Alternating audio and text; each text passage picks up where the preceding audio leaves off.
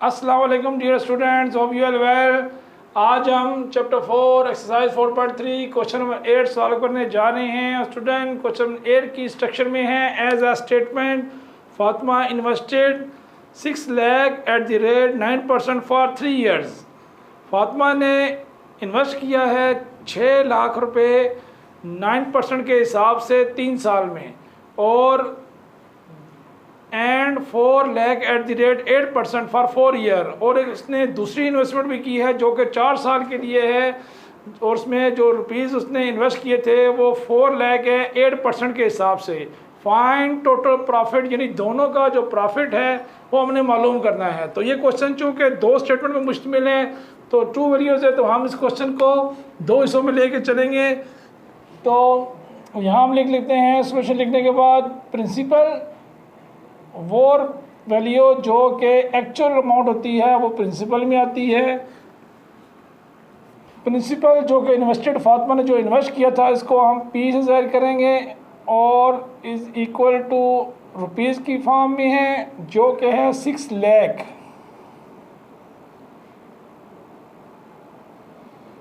इसी तरह दूसरी वैल्यू भी साथ इसके लिखते हैं। क्वेश्चन को हम 2 हिस्सों में साथ साथ चलाएंगे ताकि हम अपना आंसर इजीली निकाल सकें। तो दूसरी वैल्यू है 4 लाख, साथ RS भी लगा दें ताकि पता चल जाए ये भी रुपीज़ में ही है। अब नेक्स्ट इसमें आ रहा है एट द रेट। तो रेट हम लिख लेते हैं, रेट जो वैल्यू परसेंट में होगी वो रेट कहलाएगी, जिसको हम R से ज़ाहिर करते हैं, वो है 9%। और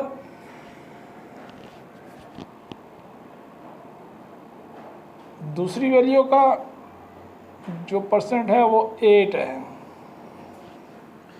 इसी तरह टाइम इन ईयर है, टाइम को हम साल में लिखेंगे, और साल में जो टाइम लिख रहे हैं वो है 3, और दूसरा जो टाइम है वो हो जाएगा 4 ईयर्स हैं। अब हमने मालूम करना है प्रॉफिट। क्वेश्चन मार्क डाल देते हैं, और यहाँ पे भी प्रॉफिट ही हम मालूम करेंगे। और स्टूडेंट आप जानते हैं कि प्रॉफिट मालूम करने के लिए हम फार्मूला जो इस्तेमाल करते हैं, यूज़ कर रहे हैं, वो है PRT। P mean principal, R mean rate, T mean time over 100। इसी तरह profit is equal to PRT over 100। तो यहाँ बीच में कामा लगा देते हैं ताकि डिफ्रेंशिएट हो जाए, दोनों वैल्यू सेपरेट सेपरेट हैं। अब पुट द वैल्यू करेंगे, प्रॉफिट विल बी सेम, चूँकि हमने प्रॉफिट मालूम करना था वो प्रॉफिट का प्रॉफिट ही रहेगा।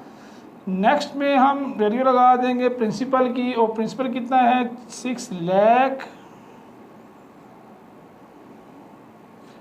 मल्टीप्लाई R है 9, और 3 है यहाँ पे ईयर में 3 आ रहा है। अब स्टूडेंट अक्सर पूछते हैं कि ये परसेंटेज कहाँ गया, तो ये जो फार्मूले का नीचे 100 आ रहा है, एक्चुअल में ये परसेंटेज ही है जो उसको ख़त्म करके नीचे 100 में वो डायरेक्ट ले आते हैं पहले ही, तो इसलिए उसको हम लिखते नहीं हैं। यहाँ पे भी ऐसा ही, profit is equal to 4 lakh multiply R 8 multiply T जो है 4 है, और ओवर 100 आ जाएगा। अब नेक्स्ट स्टेप में हमने 2 सिफर से कैंसिल कर दिए, तो प्रॉफिट की वैल्यू हमें मिल रही हैं 6000 मल्टीप्लाई 9 3 27। इसी तरह यहाँ पे भी हम 2 सिफर से कटिंग कर देंगे, और रिमेनिंग वैल्यू मेरी हमें 4000 मल्टीप्लाई 32, 8 4 32 आ चुका है। इसी तरह अब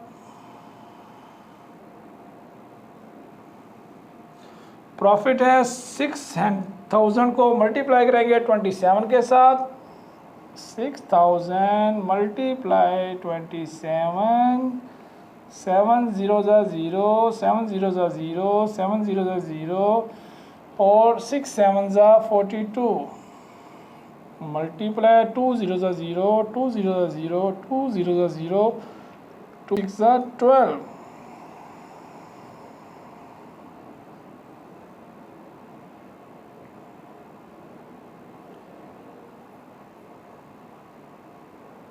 6 1। इसी तरह दूसरी वाली जो 4,000 को मल्टीप्लाई करेंगे 32 के साथ,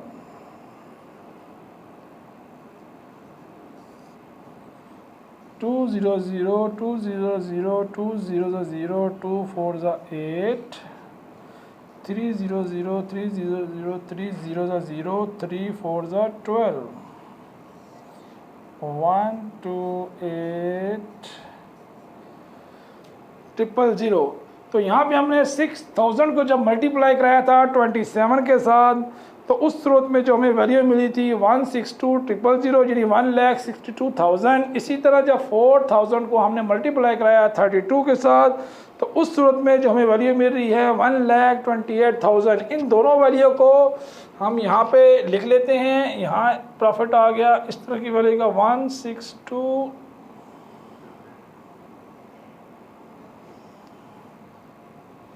और इसी तरह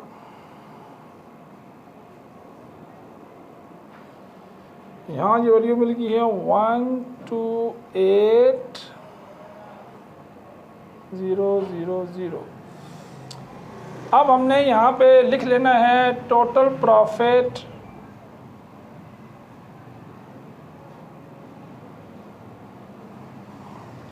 स्टूडेंट। आप चाहें तो पहले ये हिस्सा मालूम करके वैल्यू निकाल के प्रॉफिट की, फिर ये दूसरी वैल्यू के प्रॉफिट निकाल के दोनों प्रॉफिट को प्लस कर लेंगे, या फिर इकट्ठा भी क्वेश्चन कर सकते हैं। ये आपकी मर्ज़ी है, जैसा आप करना चाहें इसको क्वेश्चन सॉल्व कर सकते हैं। तो बहुत प्रॉफिट थे, इसको हम कर रहे हैं प्लस,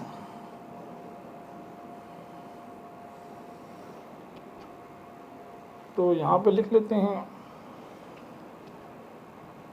162,000, 128,000, इनको हम प्लस कर रहे हैं तो 092।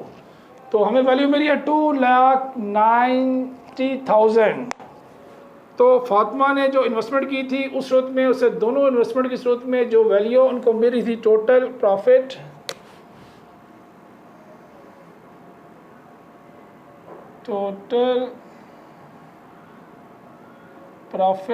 फातिमा को हासिल हुआ वो है 22,90,000।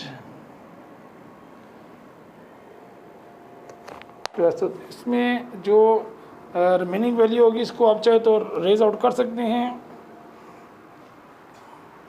ताकि क्वेश्चन आपको साफ सुथरा नज़र आए। तो मैंने यहाँ से मिटा देता हूँ इसको, जो रफ अमल किया था आप एक साइड पे करेंगे ताकि क्वेश्चन बिल्कुल नीट एंड क्लीन नज़र आना चाहिए। तो हमने दोनों जो प्रॉफिट थे उन दोनों प्रॉफिट को प्लस किया तो हमें टोटल प्रॉफिट मिल गया। और ये वो प्रॉफिट वो है कि जो इन्वेस्टमेंट की सूरत में, दोनों इन्वेस्टमेंट की सूरत में हमें हासिल हुआ। Thank you very much.